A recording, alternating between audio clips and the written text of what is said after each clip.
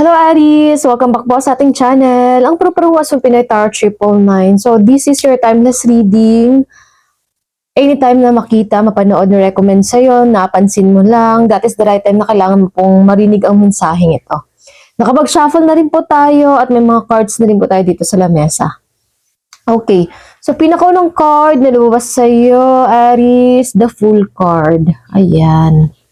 Yung pa-cross naman po dito, the Hermit card sa taas, naka-reverse nga lang siya, no?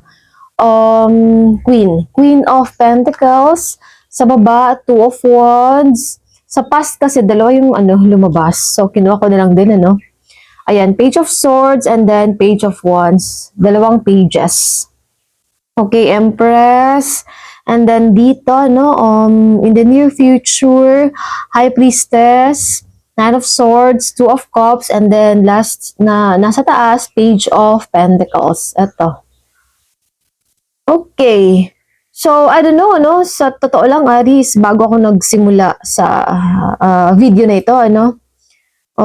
Yung narinig ko na word, disappointed. Oo.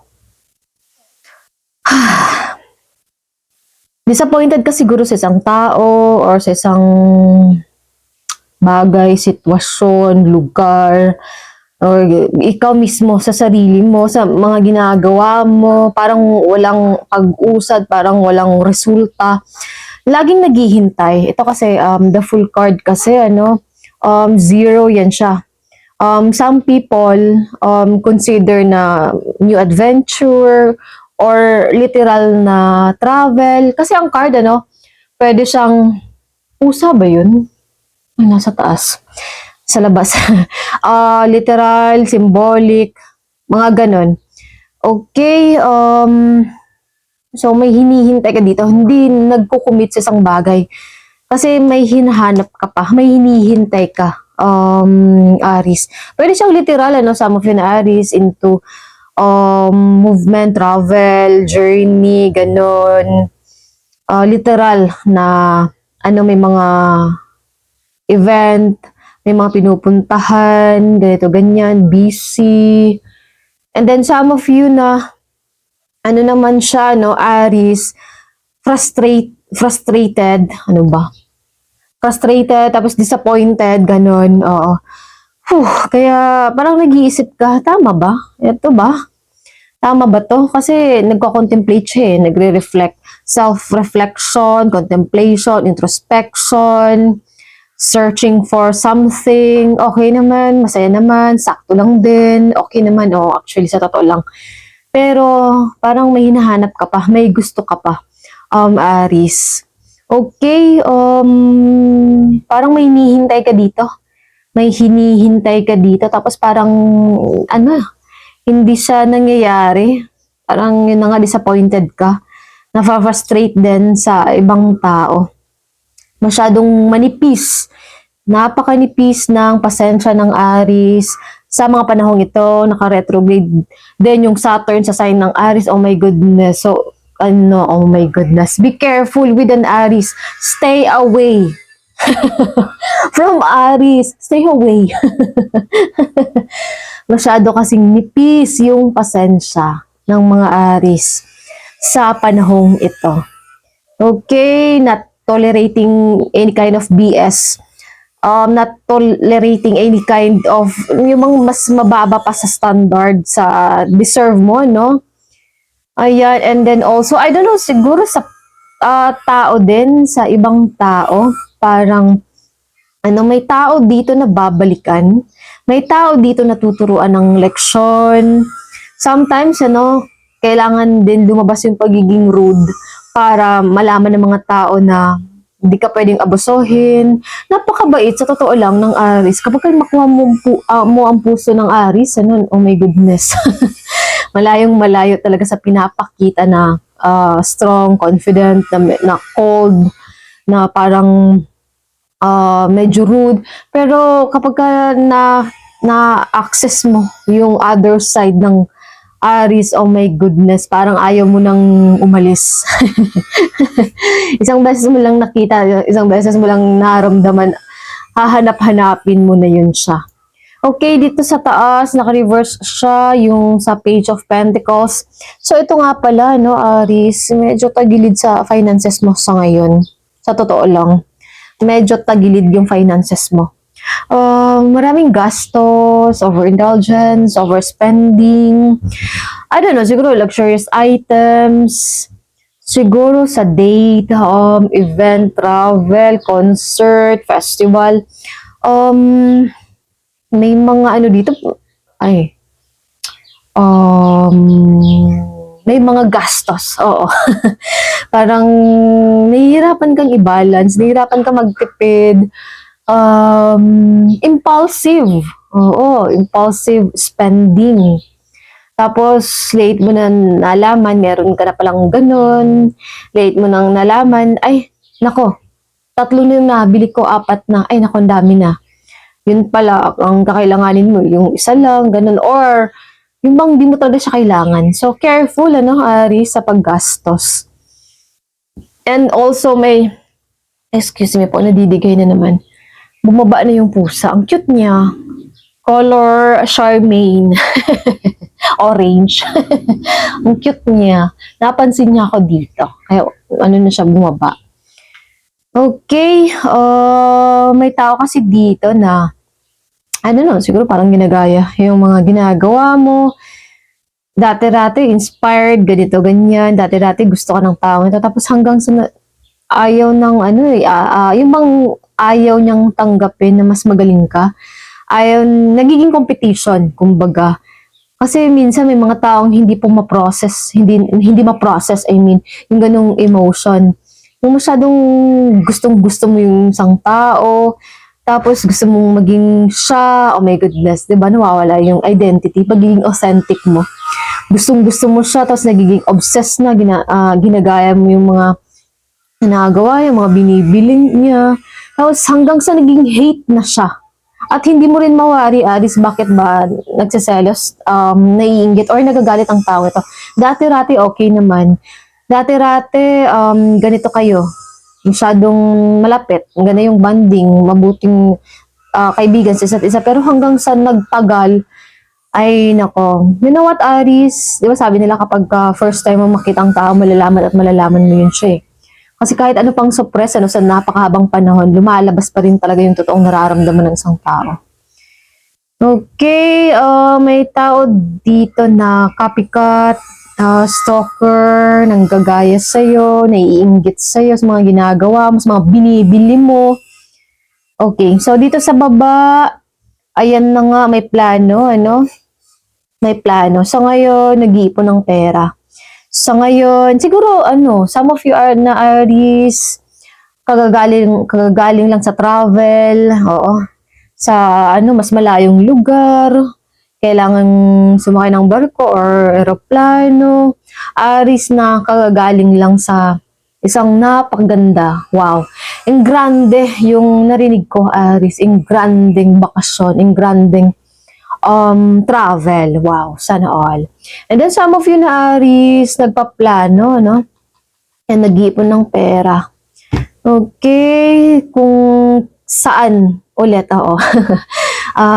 saan pupunta, next destination, next tourist spot. Ayan. Okay, so may naumpisahan ka dito, Aris, kasi 2 pages dito sa sa past. May naumpisahan ka dito tapos biglang di ka na committed. Biglang nawala, I mean, nawala yung focus mo. Hindi ka na nakafocus sa ganung bagay. Aris, ano bang iniisip mo? Ano bang ginagawa mo ngayon, Aris? Kasi sinasuggest dito, bumalik ka daw po kung ano man po yung naumpisahan mo. Kasi iniwan mo. Ganun yung problema talaga ng Aries. Nagsa-start ng bagong project. Within fact, may dapat pang tapusin. Nakalimutan na. Or na-bored na, ganun. Nag-uumpisa, hindi pa tapos yung isa. So, careful, be mindful, Aries, kung ano man po ito. Para hindi scattered yung energy mo. Okay, very nurturing, very abundant. Empress card kasi ito. Lahat ng kakailanganin mo nandyan na. Ano pa bang hahanapin mo? The talents, the skills, the beauty, the body. Wow, the body is the sexy, hot, diba? Face card, never declines. Tapos the brain pa, oh my goodness. Di ba, whole package talaga yung Aries. Kaya kinaiingitan ng maraming tao. Inom lang po ako ng tubig, ano? Kaya naman, kinaiingitan, ginagaya. Ayaw lang talaga nilang aminin na gusto ka. Ayaw lang talagang aminin na inspo ka nila, Aries. Nagiging hatred siya. Nagkakaroon ng competition. Tapos, parang kasing parang bagay na naumpisan mo, ikaw yung trendsetter, ikaw yung nagpa-trending nun, kilala ka sa ganung branding, kilala ka sa ganung signature, tapos ginagaya. Okay, I don't know, bakit ganito? Oo, Nine of Swords. Napiyok pa no? Ito, Nine of Swords, Aries. So, ito less stress, doing things na more optimistic, doing things na with more hope, kinocope yung isang bagay. Siguro may ginagawa ka dito, Aris, na siguro pag-iwas ibang bagay, coping mechanism, creative outlet, para nang sa ganyan malabas yan siya yung bigat, Aris. And masuggest ko lang din, dapat Aris may mga action, movement na ginagawa ka, jogging, running, walking, workout, exercise, meditation, ayan, mindfulness, wellness, and fitness and wellness. Okay, para malabas itong negativity, kung ano man po ito. Negativity ito. Tapos sa taas, okay, about siya sa love. Iba talaga yung gagawa ng pag-ibig, Aris. Dun ka pala, sa stress sa love mo. Okay, so although malakas naman po yung sa intuition mo, sakto naman, tama naman siya. High priestess nandito, malakas yung mga gabay mo, malakas yung bulong ng mga gabay mo. Yung mga last minute, na hindi siya ma-push through, last minute na nag-change yung plan, yung oras, yun pala, pinoprotektahan ka po ng mga gabay mo. Okay, so trusting your intuition, Aries. Sa taas naman po ay relationship, harmony, balance. Okay, so pagsasamang muli, miss na miss ka daw po ng taong ito, Aries.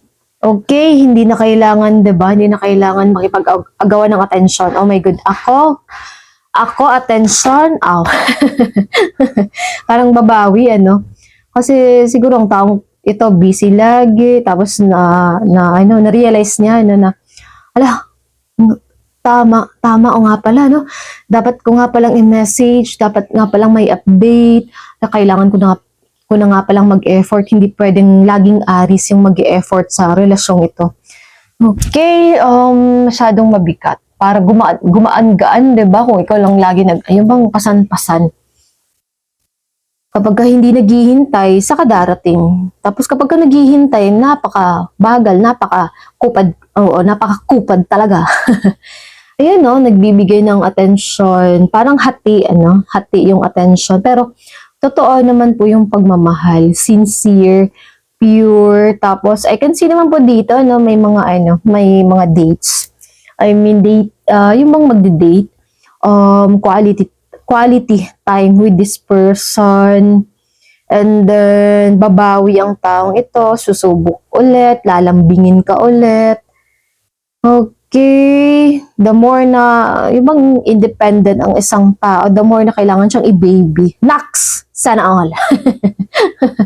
Kasi walang gumagawa sa kanya ng gano'n, Walang taong nakakaintindi sa kanya, na may soft spot, na may ganito pala siya na version. So, dapat kailangan i-baby yung mga ganung tao. Kala mo lang strong, kala mo lang independent, kala mo lang ganito, ganyan, okay lang. Pero hindi. Kailangan din natin i-embrace yung feminine energy. Diba? Okay, showering you with with a lot of affection. Showering you with a lot of affection, attention, love. Ito, lover's card, and then Six of Wands. Binibigyan talaga ng oras, ano, kapag ka nakikita ng isang tao na, nakikita kanya na nasa spotlight, nakikita kanya na talagang na-appreciate, na-recognize ka ng mga tao, ay the more na nai-inlove ang tao ito sa'yo, Aries. Knight of Pentacles, okay, pagiging supportive na tao, okay. So, yun lamang po ang ating reading para sa mga Aries at salamat po. Bye!